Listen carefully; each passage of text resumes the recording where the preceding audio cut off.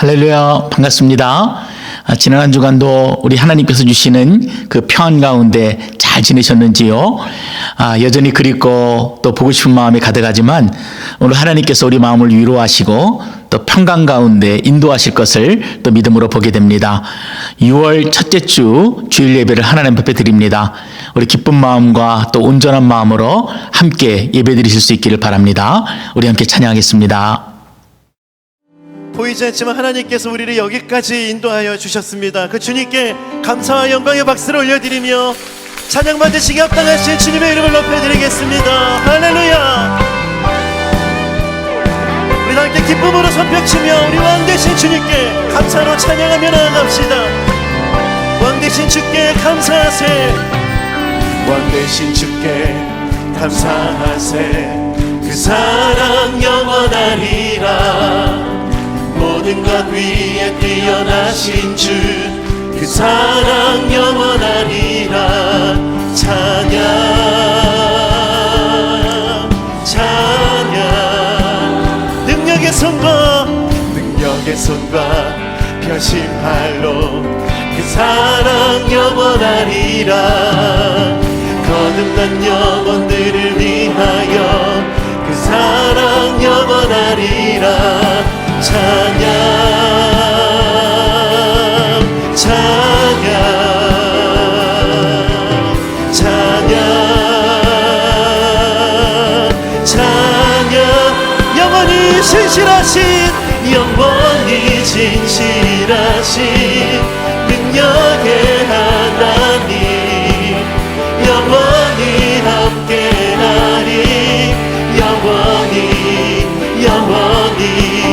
영원히 진실하신 능력의 하나님 영원히 함께하리. 영원히 우리 함께하신 하나님 주님을 높여드립니다. 해 뜨는 데서 지는 데까지 해 뜨는 데서 지는 데까지 그 사랑 영원하리라. 주대로 우리 큰 소리로 선포합시다. 그 사랑 영원하리라. 아멘. 찬양 찬양 찬양 찬양. 영원히 진실하신 능력의 하나님 영원히 함께하리. 영원히 진실하신 능력의 하나님 영원히 함께하리. 영원히 그래서 함께 주님께 고백합시다. 진실하신 하나님 진실하신 하나님 실수가 없으신 좋으신 나의 주 진실하신 하나님 실수가 없으신 좋으신. 우리 다시 한 번 더 주님께 고백합시다. 진실하신 하나님 진실하신 하나님 실수가 없으신 좋으신 나의 주. 아멘. 진실하신 하나님 실수가 없으신 좋으신. 처음부터 함께 고백합시다. 나의 반석이신 하나님 나의 반석이신 하나님 행하신 모든 것 완전하시니 나의 생명 되신 하나님 나의 생명 되신 하나님 내게 행하신 그 주님을 함께 높여드립시다. 진실하신 하나님 할렐루야. 진실하신 하나님 실수가 없으신 좋으신 나의 주 진실하신 하나님 실수가 없으신 좋으신 우리 처음부터 한번 더 고백합시다. 나의 반석이신 나의 반석이신 하나님 행하신 모든 것 완전하시니 아멘 그렇습니다 주님 나의 생명 되신 하나님 내게 행하신 다 함께 신실하신 주님을 높여드립시다. 신실하신 하나님 실수가 없으신 좋으신 나의 주 진실하신 하나님 실수가 없으신 우리 마지막으로 전심을 다해 우리의 목소리로 신실하신 하나님 진실하신 하나님 실수가 좋으신 나의 주님 좋으신 나의 주님 우리 더 큰 소리로 신실하신 하나님 실수가 없으신 좋으신 나의 주 좋으신 나의 주님 좋으신 우리 한 번 더 고백합시다. 좋으신 나의 주님 좋으신 나의 주 신실하신 주님께 감사와 영광의 박수를 올려드립시다. 신실하신 하나님 실수가 없으신 나의 하나님 주님을 찬양합니다. 인생의 풍파가 올 때에도 내 영혼 평안회를 선포할 수 있는 그 이유는 하나님이 우리와 함께 하시기 때문입니다. 그 주님 바라보며 우리의 믿음을 이 찬양으로 함께 고백합시다. 내 평생에 가는 길 순탄하여 늘 잔잔한 강 같든지 그 풍파로 무섭고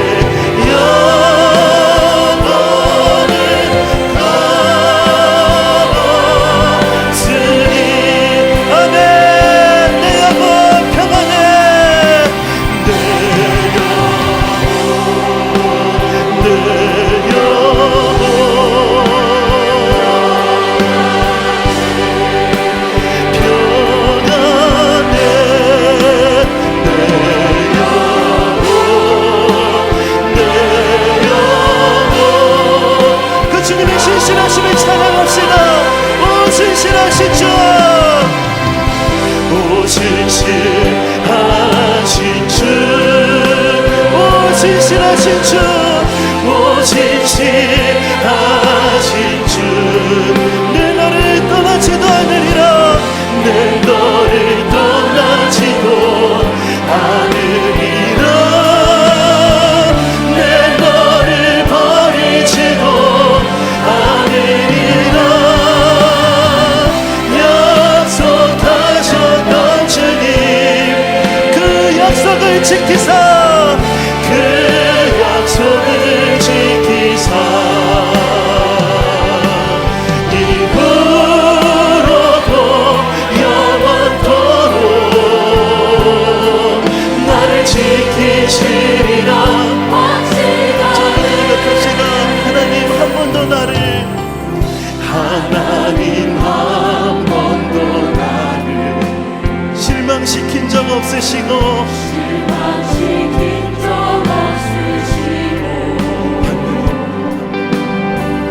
언제나 공평과 은혜로 나를, 이절 함께 고백합시다. 지나온 모든 세월들, 지나온 모든 세월들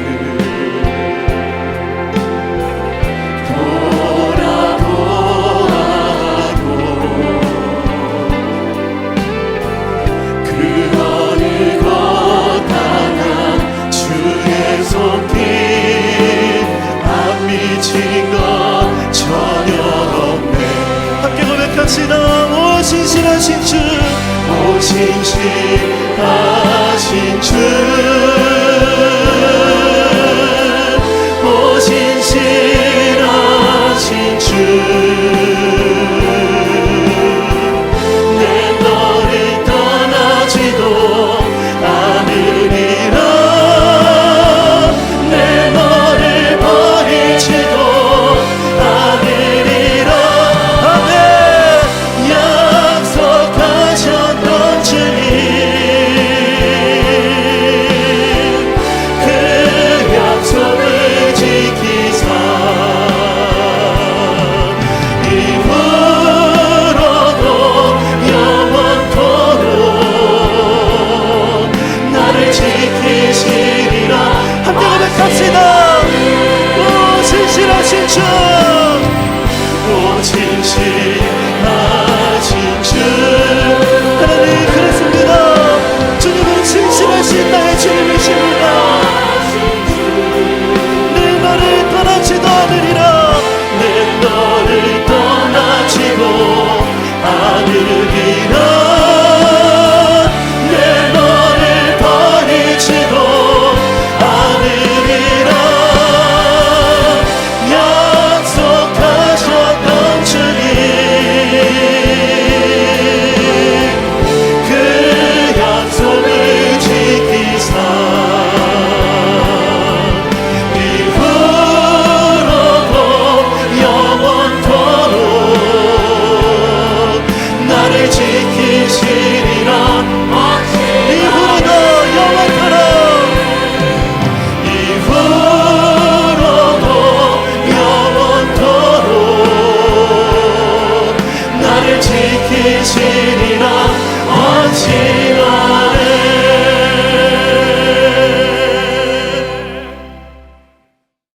묵도하시겠습니다.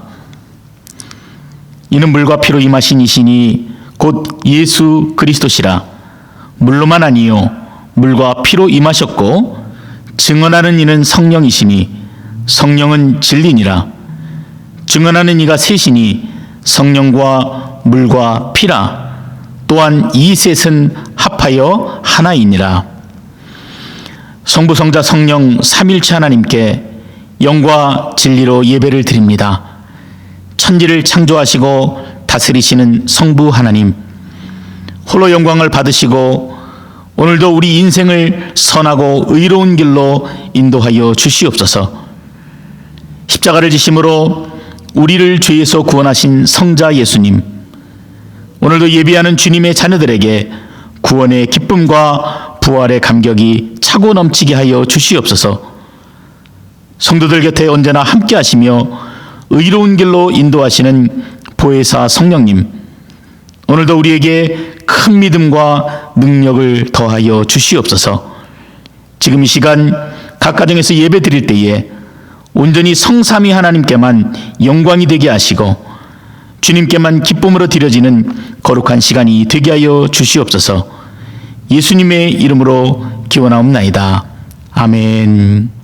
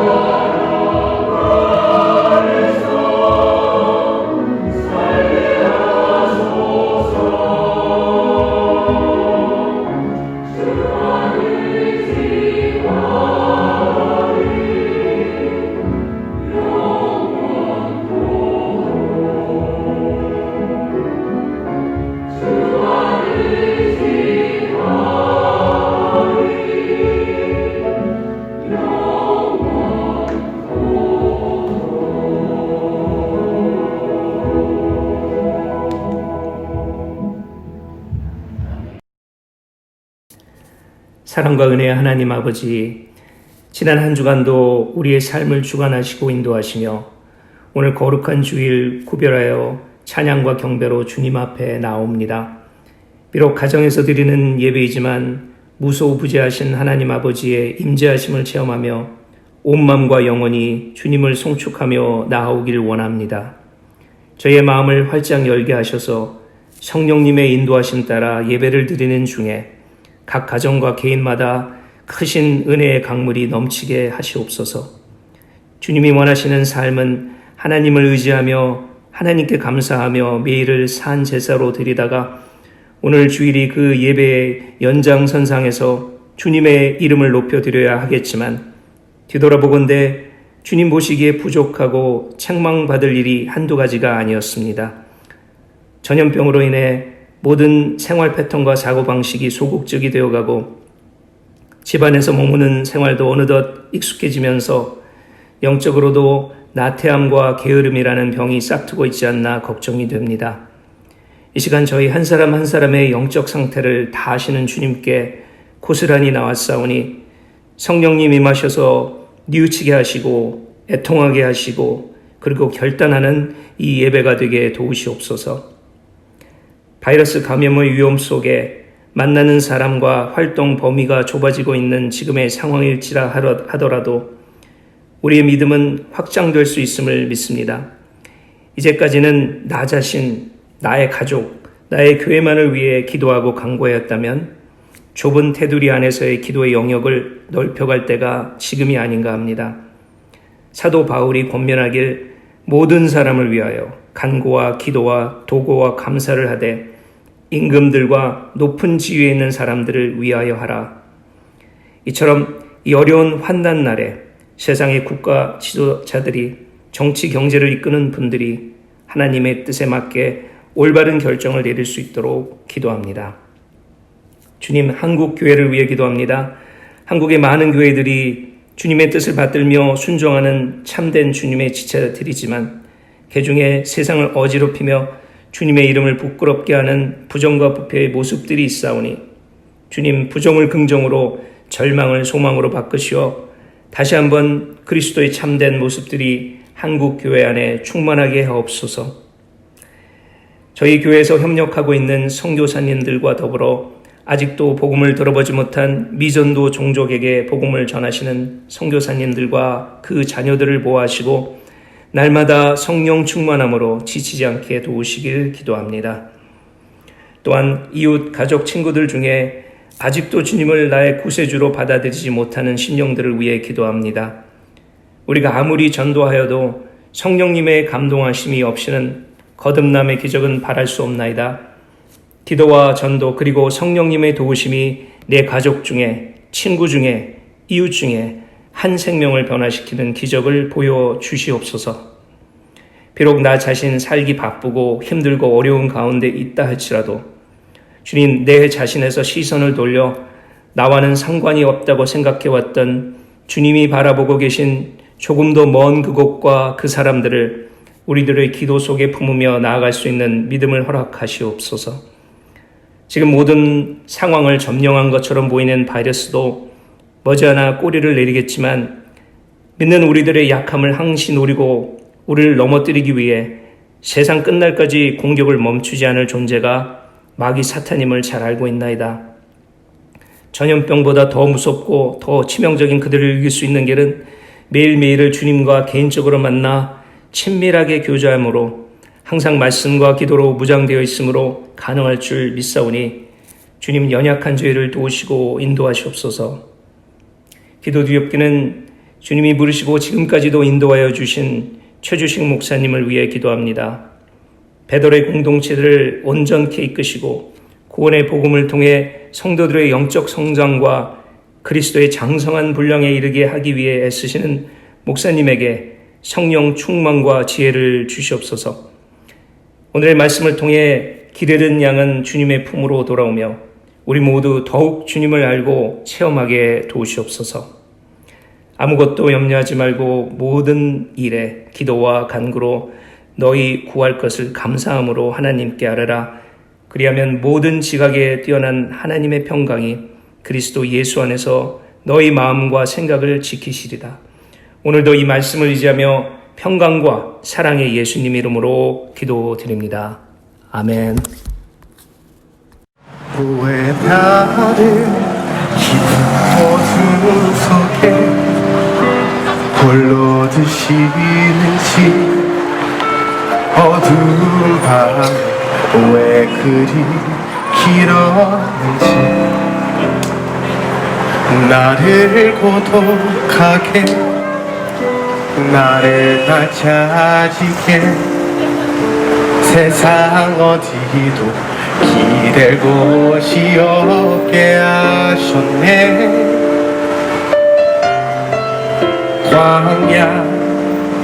광야에 서 있네.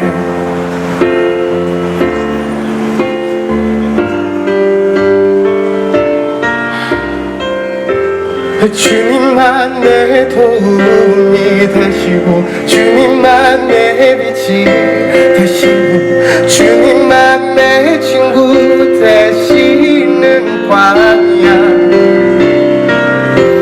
주님 손 놓고는 단 하루도 살 수 없는 곳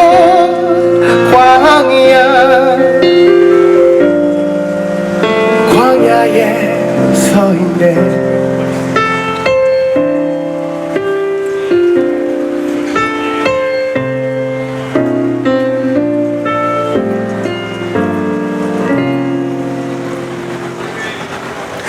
왜 나를 깊은 어둠 속에 홀로 두시는지 어두운 밤을 왜 그리 길었는지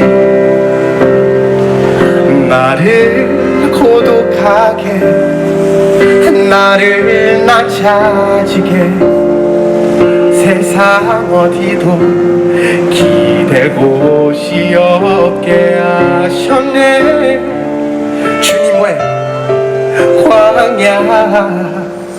광야에 서 있네. 근데 거기서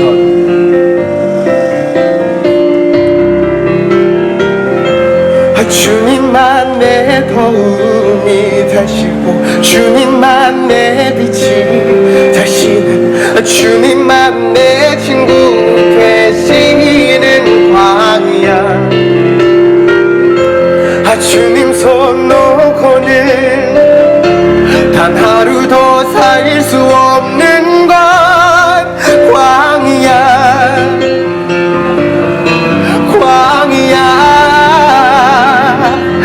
주께서 나를 사용하시려 나를 더 정력해 하시려 나를 택하여 보내신 그곳 광야. 성령님 내 영을 다시 태어나게 하는 것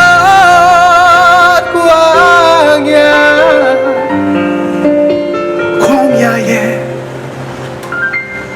서 있네. 아멘.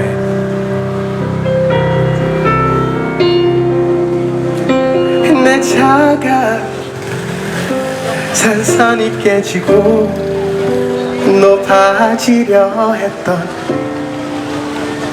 내 꿈도 주님 앞에 내려놓고 오직 주님들만 이루어지기를 나를 통해 주님만 드러나시기를. 여러분 왜냐면 광야를 지나면 여러분 축복합니다. 사랑합니다. 예수님 믿으세요. 아멘.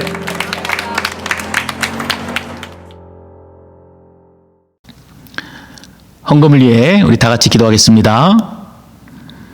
고마우신 아버지 하나님, 지금 이 시간 주님께로부터 받은 것을 구별하여 주님께 드립니다. 즐거운 마음으로 드리되 결코 인색한 마음으로 드리지 않게 하시고 돈을 사랑치 말고 있는 바를 족한 줄로 여기며 살아가도록 하시옵소서. 빈곤 가운데서도 결코 믿음을 잃지 않도록 하시고 오히려 믿음의 부요함을 드러낼 수 있도록 주 성령께서 인도하여 주시옵소서.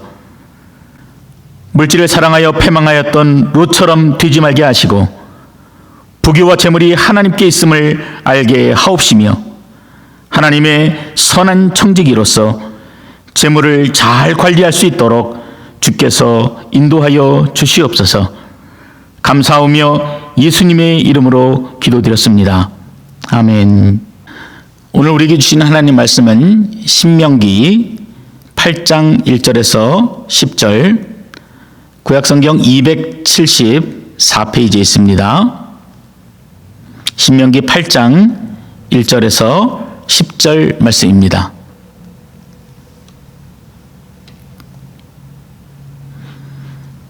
신명기 8장 1절에서 10절 말씀 우리 다 찾으셨으면 함께 읽도록 하겠습니다. 내가 오늘 명하는 모든 명령을 너희는 지켜 행하라. 그리하면 너희가 살고 번성하고 여호와께서 너희의 조상들에게 맹세하신 땅에 들어가서 그것을 차지하리라. 네 하나님 여호와께서 이 40년 동안에 네게 광야길을 걷게 하신 것을 기억하라. 이는 너를 낮추시며 너를 시험하사 네 마음이 어떠한지 그 명령을 지키는지 지키지 않는지 알려 하심이라. 너를 낮추시며 너를 줄이게 하시며 또 너도 알지 못하며 네 조상들도 알지 못하던 만나를 네게 먹이신 것은 사람이 떡으로만 사는 것이 아니요 여호와의 입에서 나오는 모든 말씀으로 사는 줄을 네가 알게 하려 하심이니라. 이 40년 동안에 네 의복이 헤어지지 아니하였고 네 발이 부르트지 아니하였느니라. 너는 사람이 그 아들을 징계함 같이 네 하나님 여호와께서 너를 징계하시는 줄 마음에 생각하고 네 하나님 여호와의 명령을 지켜 그의 길을 따라가며 그를 경외할지니라. 네 하나님 여호와께서 너를 아름다운 땅에 이르게 하시나니 그곳은 골짜기든지 산지든지 시내와 분천과 샘이 흐르고 밀과 보리의 소산지요 포도와 무화과와 석류와 감람나무와 꿀의 소산지라. 네가 먹을 것에 모자람이 없고 네게 아무 부족함이 없는 땅이며 그 땅의 돌은 철이요 산에서는 동을 캘 것이라. 네가 먹어도 배부르고 네 하나님 여호와께서 옥토를 네게 주셨으므로 말미암아 그를 찬송하리라. 아멘. 자, 오늘은 우리가 왜 광야인가라는 제목으로 우리 하나님 말씀 함께 나누도록 하겠습니다. 제가 최근에 두 권의 책을 읽으면서 크게 마음으로 감동도 되고 또 공감이 되어졌던 내용이 있어서 먼저 여러분들에게 소개하고자 합니다. 미국 달라스에서 목회하시는 이진희 목사님께서 쓰신 책인데 두 책의 제목은 광야를 읽다 그리고 광야에 살다라고 하는 책입니다. 아마 오래전에 이용규 선교사님께서 쓰셨던 내려놓음이라는 책을 여러분들이 기억하실 것입니다. 이 책이 대중들에게 많이 읽혀지니까 그 다음으로 더 내려놓음이라는 책을 출판하셨던 것 같이 이 광야를 읽다라는 책이 많은 사람들에게 읽혀지고 그리고 후속편으로 두 번째 책 광야를 살다 이 책을 출판하신 것 같습니다. 아무튼 이 광야를 읽다 광야를 살다 이 두 책을 통해서 제가 인생을 바라보는 굉장히 새로운 관점을 가지게 되었습니다. 그래서 성도들의 삶을 이해하는 데 있어서 큰 도움이 되었고 그래서 어떻게 성경적으로 우리의 삶을 재해석하고 또 성경에 맞추어서 살아갈 수 있는지 아주 좋은 느낌들을 받았습니다. 저자는 인생은 산을 올라가는 것이 아니라 광야를 지나가는 것이다 이렇게 말합니다. 여러분 어떻게 공감이 되십니까? 제가 한 부분을 좀 읽어드리겠습니다. 20, 30대는 인생이 마치 산을 오르는 것과 같이 보인다. 그들에게는 인생이 확실하다. 노력하면 다 할 수 있을 거라 여긴다. 무엇인가 해내고 말겠다는 의지로 불타올라 정상을 향해 올라간다. 정상에 자신 있게 오를 수 있다고 믿는다. 정상에 서 보겠다는 야망을 갖는다. 그러나 40, 50대가 되면은 인생이 다르게 보이기 시작한다. 인생은 정상을 향해 오르는 것이 아니라 언제 끝날지 모르는 사막, 즉 광야를 지나는 것이라는 사실을 깨닫게 된다. 인생은 무엇인가 성취하기 위해 사는 것이 아니라 살아남기 위해 사는 것이라는 사실을 절감하게 된다. 그래서 저자는 우리 인생이 산을 오르는 것이 아니라 광야를 지나는 것이다, 이렇게 말씀하고 있는 것입니다. 산을 오른다는 것은요, 그 목표가 정해져 있습니다. 산의 정상을 찍고 그리고 그 산을 넘어서 돌아오는 것이기 때문에 우리가 출발하기에 앞서서 어떤 길로 갈 것인지, 그리고 이 일정 가운데 내게 필요한 것이 무엇인지를 예측합니다. 그리고 그 필요한 물품들이 준비되어지면은 저기 보이는 저 목표를 향해서 첫 발을 힘차게 내딛게 됩니다. 아마 등산을 좋아하시는 분들은 그 첫 발이 얼마나 설레이고 기쁜 발걸음인지를 금방 이해하실 수 있을 것입니다. 그런데 광야는요, 그 시작부터가 완전히 다릅니다. 우리가 광야 같은 지형을 이해한다는 것이 경험이 없으니까 쉽지 않지요. 그러나 사막과 같은 광야는 출발하기 전부터 사람의 마음을 막막하게 만듭니다. 어제 보였던 길이 아침이 되면은 흔적도 없이 사라지는 곳이 광야입니다. 광야는 산을 오를 때처럼 그 목적지가, 종착지가 보이지도 않습니다. 그래서 그 모든 것이 불확실하고, 그래서 광야에 첫 발을 내디딘다는 것이 굉장히 두려운 일입니다.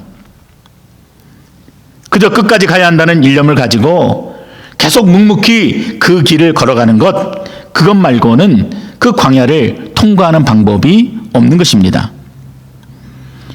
그래서 산을 오를 때보다 광야를 마주하게 될 때 인간은 철저하게 자신의 무능력함을 절감하게 됩니다. 이렇게 보면은 우리 인생이 광야를 지나는 것과 많이 닮아 있다라는 그런 생각을 갖게 되는 것입니다. 근데 우리는 어떻게 살아갑니까? 마치 산을 오르는 것 같이 인생을 살아갑니다. 성취, 성공, 합격, 그것이 인생의 중요한 목표가 되어서 끊임없이 달려가고 있습니다. 공부를 하는 학생들은 좋은 대학이라는 그 정상을 향해서 힘을 내고 달려가고, 또 대학을 졸업하면은 좋은 직장, 그리고 그 이후에는 더 높은 상승을 위해서 죽는 날까지 수고하고 애쓰며 살아가는 것입니다. 그런데 막상 우리가 그 고지의 끝에서 경험하는 것은 인생이 산을 오르는 것이 아니라 광야라는 것을 더욱더 실감하게 됩니다. 젊은이들은 결혼을 목표로 달려가지만 막상 결혼식을 하고 나면은 그 다음 날부터가 광야입니다. 그리고 아이를 임신하고 출산하기 전까지는 산을 오르는 것 같지만 출산을 하고 나면은 더 거친 광야가 기다리고 있습니다. 그래서 산다는 것이 마치 전쟁터 같이 느껴지고, 살다 보면은 이 전쟁이 언제 끝나는 것인지 알 수도 없고, 그렇게 겨우겨우 아이들을 키우고 나이가 들어서 이제 아이들을 모두 장성화해서 결혼을 시키고 나면은 이 등산과 같은 이 모든 일들이 끝나겠지 하는 기대를 갖게 됩니다.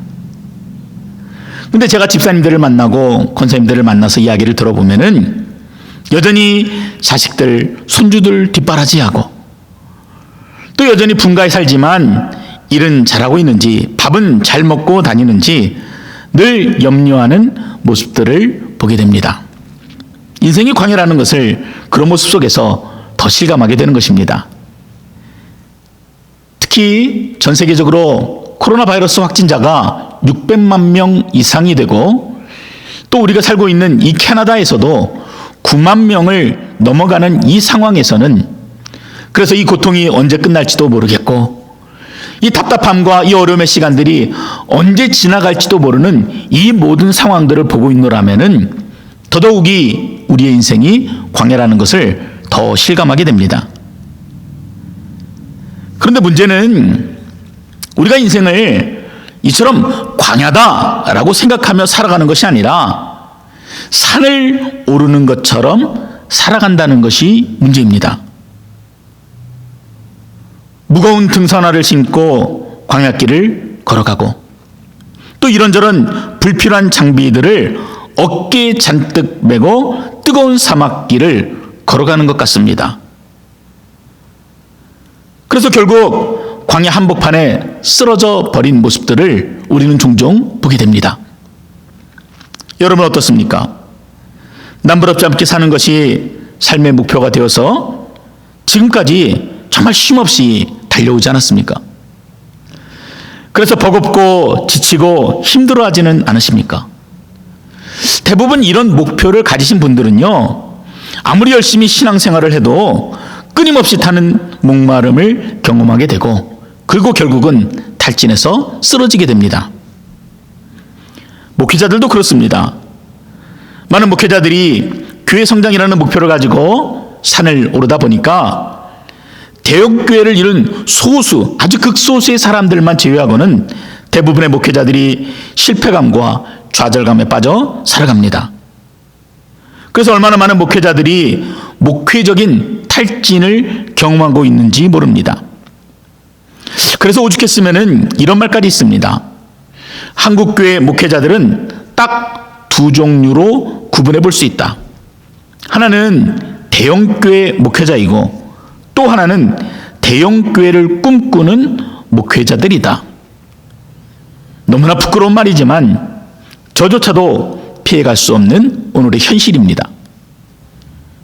그런데 사실 저는 그런 분들처럼 성공이나 아니면 성취 지향적인 사람이 아니다라고 생각을 했습니다. 근데 제가 그런 착각과 환상이 언제 깨졌는 줄 아십니까? 여러분, 저는 다른 목사님들처럼 교단이라고 하는 든든한 배경을 가진 것도 아니었습니다. 그리고 누구처럼 대대로 예수를 잘 믿는 그런 믿음의 집안 출신도 아닙니다. 그래서 저 스스로 그런 분들은 성골, 진골 출신이고 나는 잡골이다 이렇게 여기면서 그렇게 살았습니다. 복음을 전하는 것이 너무 좋아서 저의 모든 인생을 드리기로 결단했고 그리고 또 사역을 하다가 필요가 생기게 되어서 신학대학을 다니게 된 것입니다.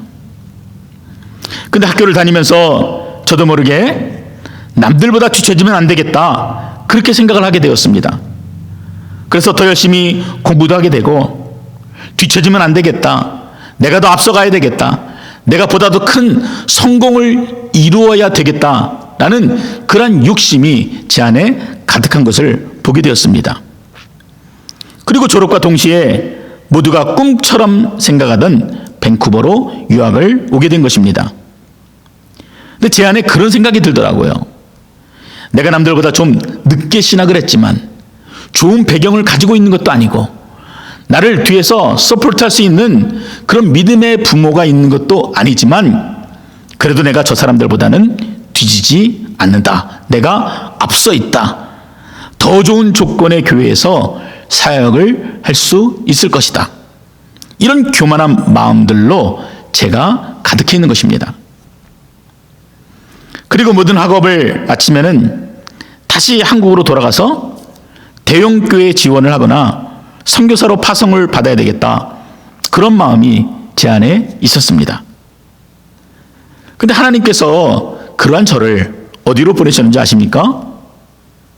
학교를 졸업하고 이제 내 계획대로 소위 말해서 내가 인생의 절정을 찍었다라고 생각할 때 그때 하나님께서 저를 광야로 보내셨습니다.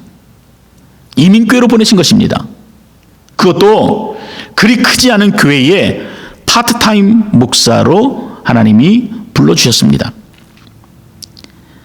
가난한 형편에 외국에서 공부한다고 그동안 가족들을 너무 힘들게 했는데 그래 이제 쉽게 산을 넘어간다 생각했는데 하나님께서는 제 뜻과는 상관없이 또 다른 끝없는 광야로 저를 내모르셨던 것입니다. 왜 그러셨을까요? 여러분, 왜 하나님께서는 이처럼 우리를 끝도 보이지 않는 광야로 밀어 넣으시는 것일까요? 이제 끝났다 생각했는데 왜 또 다른 광야를 우리 눈앞에 보여주십니까? 하나님께서 우리로 하여금 그 광야에서 무엇을 깨닫도록 하시기 위하여 이처럼 고뇌는 시간들을 이어가시는지 여러분 생각해 보셨습니까? 하나님께 물어보셨나요? 신명기 8장에 그 답이 담겨져 있습니다. 이 신명기 8장은 이스라엘 백성들이 그 40년이라는 긴 광야 생활을 마치고 이제 가나안에 들어가기 전입니다. 그래서 모세가 이제 가나안에 들어갈 이스라엘 백성들을 모아놓고 전하는 하나님의 메시지가 이 신명기 8장입니다. 그래서 이 신명기 8장을 읽어보면은 하나님께서 왜 이스라엘 백성들을 그 광야에서 40년 동안 머물도록 하셨는지 우리가 그 의미들을 보게 됩니다. 가장 먼저 제가 깨달은 것은 이스라엘 백성들에게 광야는 하나님의 사람을 만드는 그런 훈련의 장소였다는 것입니다. 노예로 살았던 이스라엘 백성들이 이집트에서 기적적으로 탈출하였지만 눈앞에 펼쳐진 것은요, 약속의 땅, 축복의 땅, 그 풍요가 넘치는 땅 가나안이 아니라 홍해였습니다. 그러나 하나님의 권능으로 홍해를 가르시고 그들을 구원해 주시고 그들을 따르던 적들은 한순간에 그 물속에 수장되어 버렸습니다. 이런 완벽한 결말이 또 어디 있겠습니까? 여러분, 그런데요, 현실은 그게 끝이 아니었습니다. 하나님께서는 홍해를 건넌 이스라엘에게 적과 꿀이 흐르는 가나안이 아니라 더 거칠고 황량한 광야를 준비해 두셨던 것입니다. 애굽에서 종으로 그냥 살겠다 이렇게 하는 자들을 기껏 데리고 나온 거잖아요. 그래서 죽을 고비를 넘기게 하시더니 그들의 눈앞에 더 거칠고 끝도 희망도 보이지 않는 광야를 보여주신 것입니다. 솔직히 이러한 환경에서는요, 아무리 그 마음이 믿음으로 가득해 있다 할지라도 불평과 원망이 나올 수밖에 없습니다. 그러나 곰곰이 역사를 되짚어 보면은 하나님께서는 나를 살리시기 위해서, 나를 더 온전히 하시기 위해서 예비하신 곳이 바로 광야라는 사실을 깨닫게 됩니다. 한 명의 전투기 조종사를 만들어내기 위해서는요, 거의 120에서 150억 원의 비용이 든다고 합니다. 그 비용의 대부분은 이 조종사들의 훈련에 드는 그런 비용입니다. 예를 들어 G-테스트라는 것이 있는데 조종사들이 공중에서 급 강하하거나 급 상승하게 될 때 이 중력이 가중되어서 기절을 하게 되는데요. 그렇게 되지 않고 끝까지 그 조종관을 붙들 수 있도록 평상시에 강도 높은 훈련을 하는 것입니다. 일반인들 같은 경우는 5G, 즉 중력의 5배에 해당하는 압력을 버틸 수 있지만 최고의 전투 조종사가 되기 위해서는 더 극한의 상황으로 자신을 몰아가고 훈련해야 합니다. 그래서 9배, 10배의 중력을 버틸 수 있는 최고의 파일럿으로 만들어지는 것입니다. 이스라엘에게 있어서 광야는 그런 훈련의 장소였습니다. 이제 들어갈 약속의 땅 가나안은요, 이제까지 경험해보지 못한 더 강력한 적들이 있는 땅이었습니다. 온갖 우상들이 가득한 곳이었어요. 그래서 그러한 곳에서 믿음의 사람으로 버티고 살아내기 위해서는 이전보다 더 높은 강도 있는 훈련이 필요했던 것인데 그 훈련을 받는 장소가 바로 광야였던 것입니다. 바로 나를 보내신 세상에서 내가 믿음의 사람으로 살아남도록 훈련시키는 그 필수 코스가 바로 광야라는 사실입니다. 그냥 평범한 부자로 살아가던 아브라함을 하나님께서는 광야로 내모르십니다. 그리고 그 광야를 통해서 아브라함이 여러 민족들을 섬기는 믿음의 조상 아브라함이 됩니다. 부모 형제들에게 버림받았던 요셉, 여러분 기억하실 것입니다. 그 광야 생활을 통해서 요셉은 애굽의 총리가 되고 오히려 그 가족들과 민족을 구원하는 자로 쓰임을 받게 됩니다. 모세는 살인하여 광야로 도망했지만 그 광야를 통해서 이집트를 탈출한 200만 명의 길잡이가 되어집니다.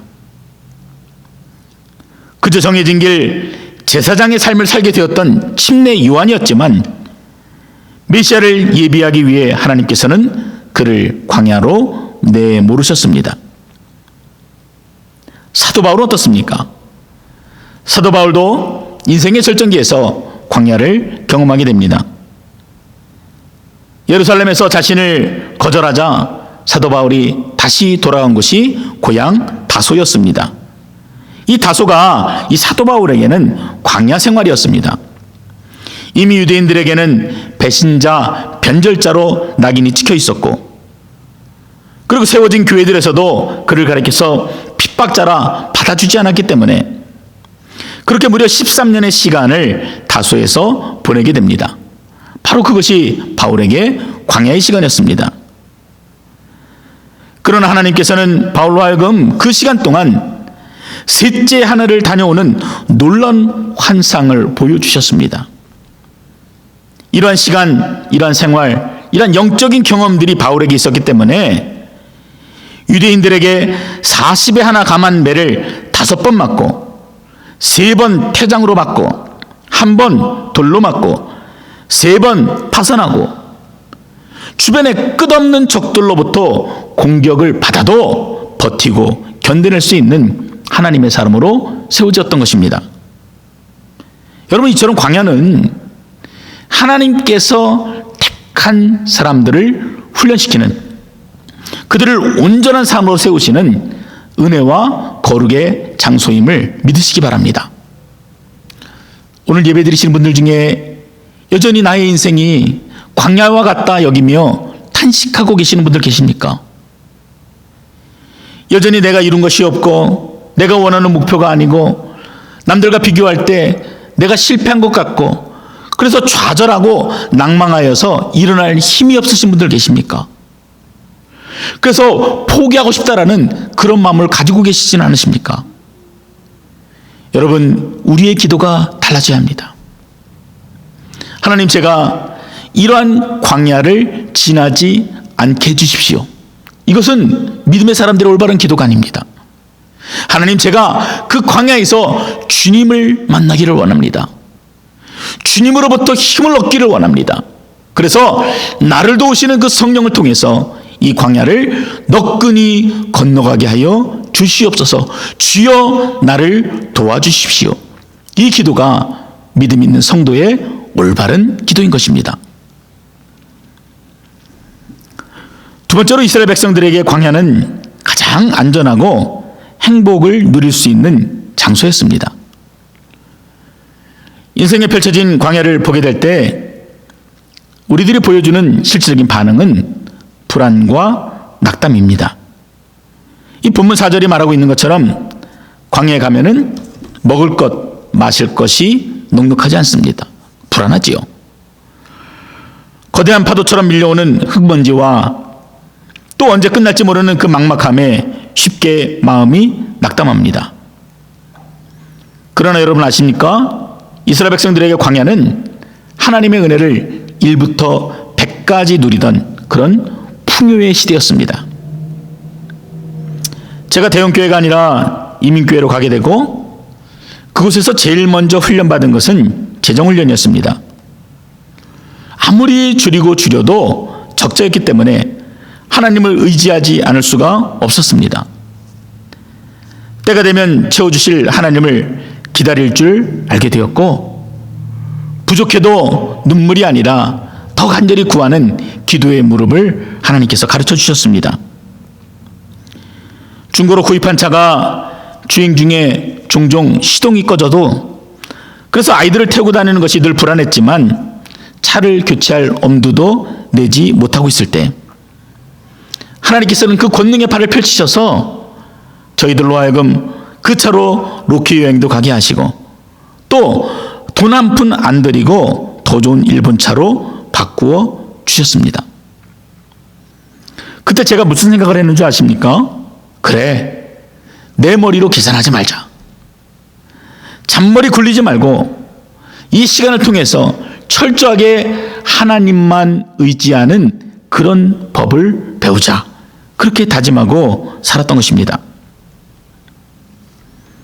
이 광야 40년을 다 보낸 모세가 이렇게 광야 생활에 대한 소감을 남깁니다. 신명기 1장 31절 말씀인데요. 광야에서도 너희가 당하였거니와 사람이 자기의 아들을 안는 것 같이 너희 하나님 여호와께서 너희가 걸어온 길에서 너희를 안으사 이곳까지 이르게 하셨느니라. 불안하다, 공포스럽다, 절망이다 라고 이야기했지만 그 긴 시간 동안 하나님께서 그들을 품에 안으시고 걸어 이곳에 도착하게 하셨다라는 고백입니다. 신명기 29장 5절 말씀에도 주께서 40년 동안 너희를 광야에서 인도하셨거니와 너희 몸에 옷이 낡아지지 아니하였고 너희 발에 신이 헤어지지 아니하였으며 그래서 지난 40년의 모든 시간이 오로지 하나님의 은혜였음을 모세는 고백하고 있는 것입니다. 모세가 왜 이렇게 감격스럽게 묘사하고 있는가? 가만히 생각해 보세요. 이스라엘은 끊임없이 불평했지만 그 기간 동안 모든 사람들은 먹을 걱정이 없었습니다. 입을 걱정이 없었습니다. 단 한 사람도 먹지 못한 자가 없었고 입을 것이 없어서 벗은 자가 없었습니다. 안전은 어떻습니까? 남들이 보기에는 불안과 공포의 장소였지만 아무것도 없는 텅 빈 공간이었지만 늘 하나님의 인도하심이 그 광야 가운데 있었습니다.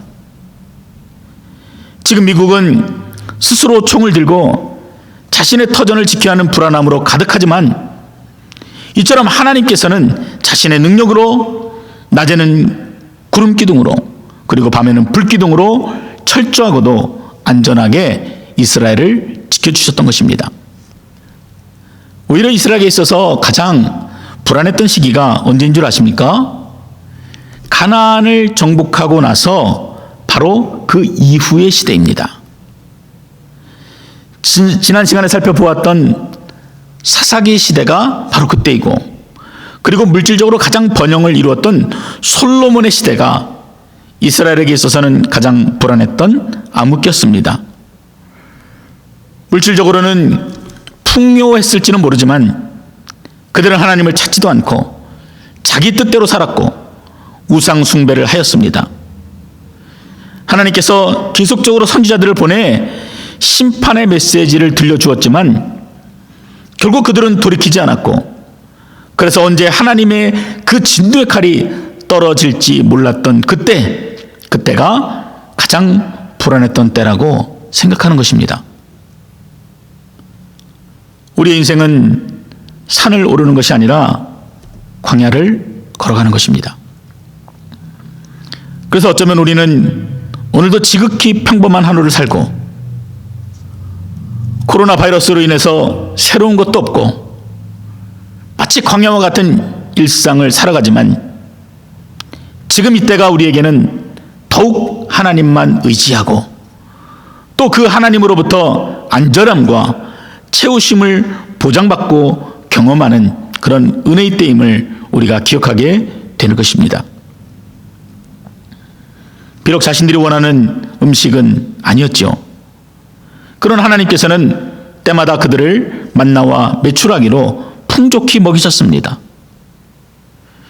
하나님의 품 안에 있으니 배탈 난 자도 없었고 하나님이 채우셨으니 알러지나 영양 결핍으로 고생한 자도 없었습니다.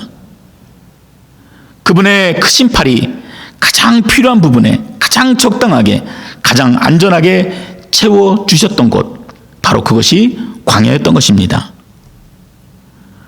그래서 만약 하나님께서 저에게 아들아 너는 솔로몬의 성전이냐 아니면은 광야냐 택하라 이렇게 말씀하신다면은 저는 주저없이 광야를 택할 것입니다. 하나님의 그 거룩한 품 안에 있는 안전과 평안 그리고 그분의 채우심을 결코 저는 포기할 수 없기 때문입니다.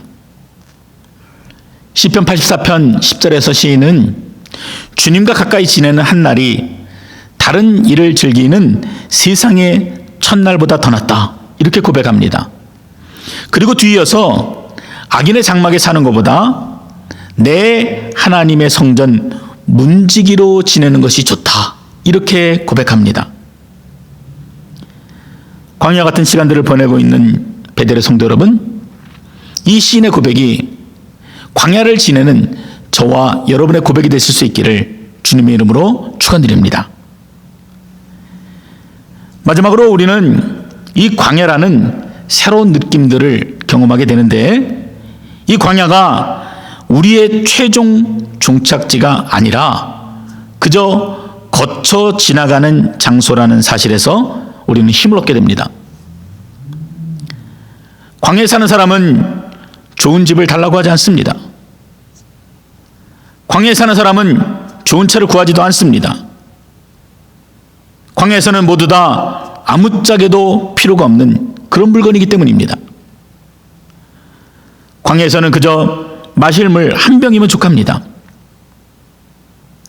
광야에서는 곡간을 채워달라 기도하지 않습니다. 내일이면 또다시 텐트를 걷어서 움직여야 하는데 그 곡간에 물건을 채우면 이 또한 큰 짐이 되기 때문입니다. 그저 광야에서는 일용할 양식만 있으면 충분한 것입니다.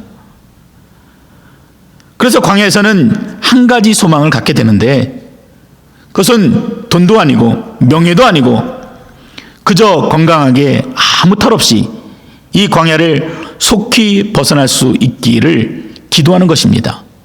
왜 그렇습니까? 영원히 머무를 곳이 아니기 때문입니다. 여러분 장례식장을 한번 가보십시오. 이 땅에 살면서 이것저것 많이 쌓아놓아도 결국 세상을 떠날 때는 아무것도 가져갈 수 없음을 보게 됩니다. 오히려 많은 것들을 남겨놓으면요 그 재산 때문에 가족들끼리 다투고 소송하는 일들을 우리는 너무도 쉽게 보고 있는 것입니다. 그런데도 여전히 하늘 소망이 아니라 땅의 것들에 눈을 돌리고 그것을 채우고자 한다면은, 그래서 행복을 누리고자 한다면은 우리는 여전히 광야가 아니라 산을 오르는 헛된 인생을 살아가는 것입니다. 본문 3절 말씀입니다. 너를 낮추시며 너를 줄이게 하시며 또 너도 알지 못하며 네 조상들도 알지 못하던 만나를 네게 먹이신 것은 사람이 떡으로만 사는 것이 아니요 여호와의 입에서 나오는 모든 말씀으로 사는 줄을 네가 알게 하려 하심이니라. 결국 하나님께서는 이 긴 광야 시간을 통해서 우리를 연단하시고 우리를 훈련하시고 우리를 온전히 세워주셔서 너희는 돈으로 살아가는 인생이 아니라 여호와 입에서 나오는 거룩한 약속의 말씀으로 살아가는 천국 백성임을 그 마음에 새겨주시는 것입니다. 말씀을 정리합니다. 자, 그럼 광야 40년을 통해서 이스라엘이 얻은 것은 무엇입니까? 우리가 말하는 인생의 성공, 인생의 성취, 그런 것들은 결코 아닙니다. 욥도 그 긴 고난의 터널을 지나며 말하기를 나의 가는 길을 오직 그가 하시나니 그가 나를 단련하신 후에는 내가 정금같이 나오리라, 이렇게 고백하였던 것처럼 나를 천국 시민답게 훈련하시고 나를 안전하게 지키시며 그리고 인도하셔서 나로 하여금 정금같이 나오도록 하는 것이 바로 광야인 것입니다. 이 말씀이 광야를 통과하는 저와 여러분들에게 새로운 전환점이 될 수 있기를 주의 이름으로 축원드립니다. 더불어서 늘 함께 하시는 그 하나님으로 인해 끝까지 그 광야를 지나갈 수 있는 큰 힘과 능력을 얻으시기를 주의 이름으로 축복합니다. 기도하겠습니다. 거룩하신 하나님 아버지, 오늘 우리에게 주신 이 말씀을 통하여서 우리가 걸어가는 이 인생의 길이 산을 오르는 것이 아니라 끝도 보이지 않고 종착지도 보이지 않는 광야와 같음을 우리가 함께 깨달았습니다. 하나님, 이 시간 우리를 긍휼히 여기시고 우리를 주의 능력으로 붙들어 주셔서 이 광야 생활 가운데 지치거나 낭망하거나 포기하지 않게 하시고 주어진 길들을 끝까지 감당할 수 있도록 능력을 더하여 주시옵소서. 우리는 한없이 연약하고 부족하오니 주의 권능의 팔로 붙드셔서 우리를 세워주시고 하나님, 온전히 주님만 의지하며 걸어갈 수 있는 귀한 믿음을 허락하셔서 누구보다도 하나님을 더 사랑하고 의지하며 그래서 주어진 그 길 끝에서 우리 주님을 영광 가운데 배울 수 있도록 주께서 인도하여 주시옵소서. 예수님 이름으로 기도드렸습니다. 아멘. 자, 이 시간 우리 다 같이 일어나서 우리 함께 찬양하겠습니다.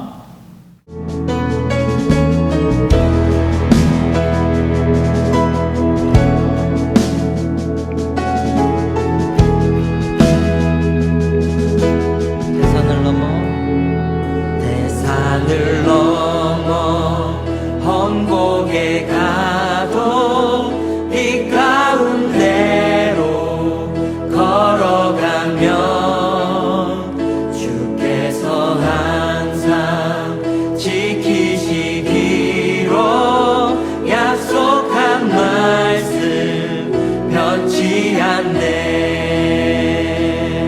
하늘의 영광, 하늘의 영광, 하늘의 영광, 나의 맘속에 차고도 넘쳐 할렐루야를 힘차게 불러 영원히 주를 찬양하리.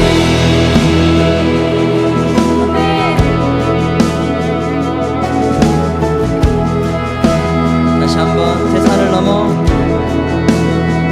대산을 넘어 험곡에 가도 빛 가운데로 걸어가면 주께서 항상 지키시기로 약속한 말씀 변치 않게. 캄캄한 밤에 달릴지라도, 캄캄한 밤에 다닐지라도 주께서 나의 길 되시고, 나의 길 되시고, 나에게 밝은 빛이 되시니 길 잃어버릴 염려 없네.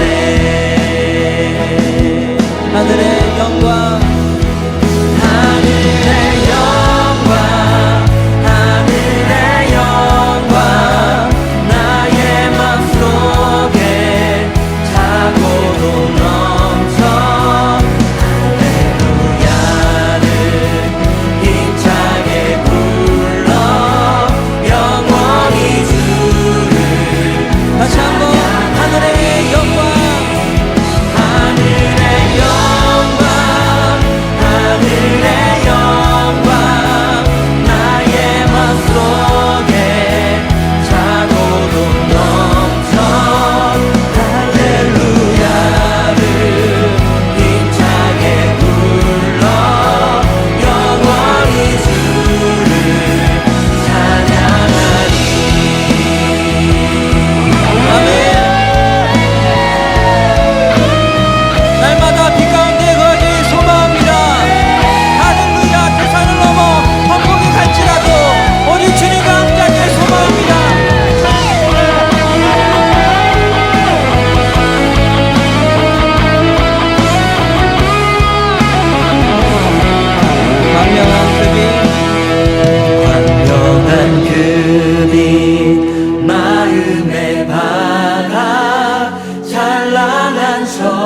천국 바라보고 할렐루야를 힘차게 불러 날마다 빛에 걸어가리. 광명한 급이 마음에 나가 찬란한 천국 바라보고 할렐루야를 힘차게 불러 날마다 빛에 걸어가리.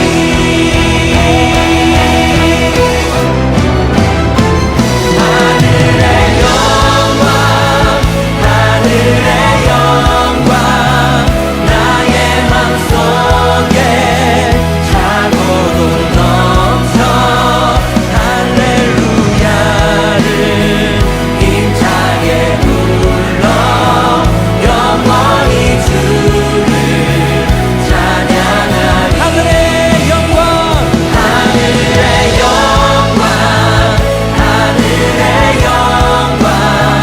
나의 맘속에 차고도 넘쳐 할렐루야를 힘차게 불러 영원히 주를 다시 한번 하늘의 영광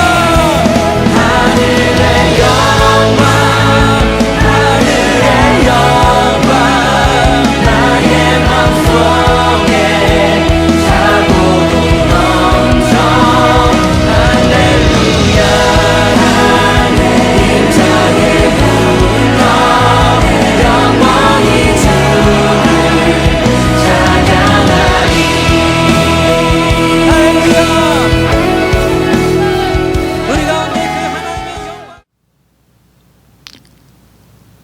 이제는 우리를 구원하신 우리 주 예수 그리스도의 십자가의 은혜와 하나님 아버지의 그 측량할 수 없으신 사랑과 나를 일으켜 세우시고 나를 살게 하시는 성령 하나님의 크고 놀라우신 은혜가 여전히 인생의 광야 가운데 살아가지만 그곳에서 하나님을 만나고 또 끝까지 경주하기로 다짐하고 주의 은혜를 구하는 주의 택한 백성들 머리 위에 또 그 가정과 그 자녀들 위에 이제로부터 영원토록 함께 하시기를 간절히 축원하옵나이다.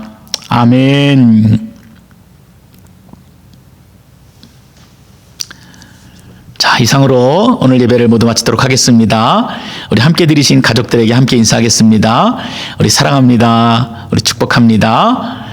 우리 함께 넉넉하게 이겨냅시다. 같이 인사하겠습니다.